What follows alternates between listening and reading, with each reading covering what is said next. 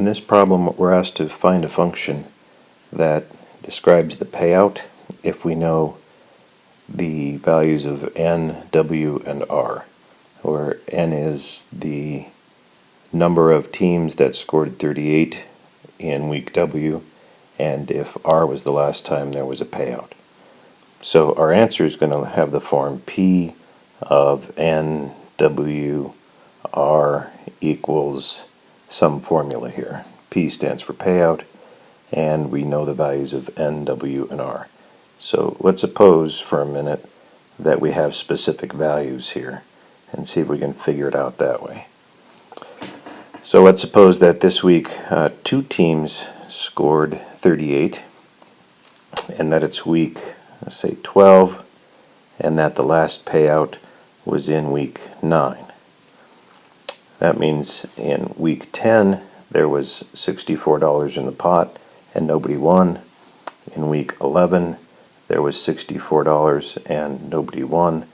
And in week 12 there was $64 and 2 people won. So each of those players would get essentially half of this. We would add those 3 up and divide by 2. So now the question is, can we turn this into a mathematical formula that deals with n, w, and r? And part of this is pretty straightforward. We know we're going to divide by the number of people who scored 38 that week. But what is the numerator? Well, it's $64 for every week between the current week and the week that we paid our last payout. So these 3 here are, another way to view that would be 64 times the 12 minus 9, or 3.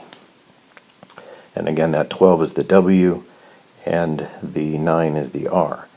So our formula here would be 64 times W minus R. And that's the function that'll tell you the payout in any given week if you know how many weeks it's been since the last payout and the number that are getting hitting 38 this week. Hope this helps.